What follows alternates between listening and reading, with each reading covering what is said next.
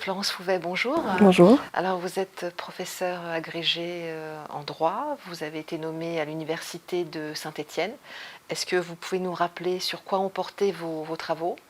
Oui, alors j'ai travaillé dans le champ des relations du travail et sous la direction d'Antoine Jameau.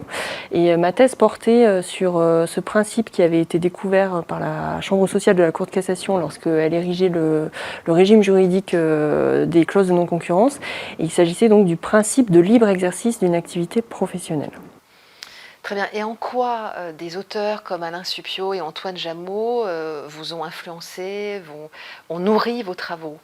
Alors l'influence est évidente de la part de mon directeur de thèse qui est Antoine Jameau, mais plus généralement, de par mon objet de recherche, je serais venue à lui, comme je suis venue auprès d'Alain Supiot, parce que pour mes travaux, j'ai essayé d'opérer une distinction entre, parmi ces libertés qui occupent le champ du travail et des activités professionnelles, et j'ai fait une distinction entre les libertés instituantes et les libertés prérogatives que je n'aurais pas pu effectuer si je n'avais pas intégré cette conception du droit du travail que ces deux auteurs opèrent et qui sont tout à fait compatibles, à savoir la conception de l'ambivalence du droit du travail et puis cette conception selon laquelle le droit du travail est institué, qu'il institue un marché du travail, lequel repose donc sur cette fiction du travail marchandise.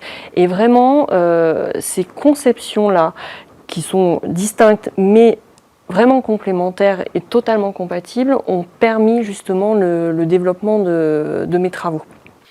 Et est-ce que, en tant que professeur de droit, quand vous vous adressez à des étudiants, est-ce que vous avez à cœur de leur parler de ces auteurs?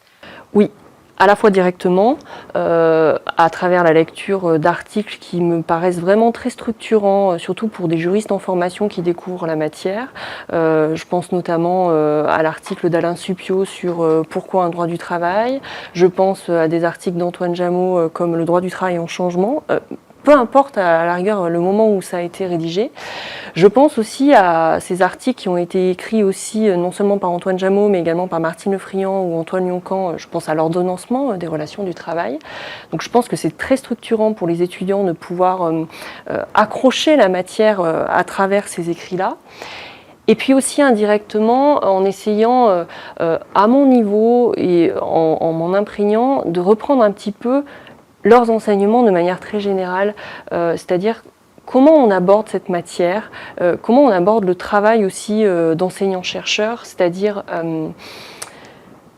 on va essayer de faire preuve d'une certaine rigueur intellectuelle, on va se départir d'une certaine naïveté, puis de prendre pour, comme toute faite, des idées, des idées prêtes à employer, du vocabulaire à la mode. On va essayer un petit peu de se montrer prudent, de réfléchir à qu'est-ce qu'on fait. Antoine Jameau, quand je faisais ma thèse sous sa direction, me disait qu'il y a deux questions à se poser. La première, c'est de quoi est-ce que l'on parle? Et la seconde, c'est qu'est-ce qui autorise à dire ceci? Et puis je crois à travers les écrits d'Alain Supiot, on peut aussi retenir l'idée qu'il faut être un bon technicien. Il faut maîtriser les dispositifs juridiques, mais il faut aussi savoir à quoi ils servent. Et plus généralement, quelle hauteur, quelle vision on peut fournir. Et je crois que ces deux auteurs nous montrent aussi qu'il est important de recourir à des savoirs externes, que ce soit la théorie du droit, que ce soit la sociologie, que ce soit la philosophie, l'histoire, un regard également de droit comparé, pour vraiment apporter à nos enseignements et à nos travaux de recherche une dimension beaucoup plus large.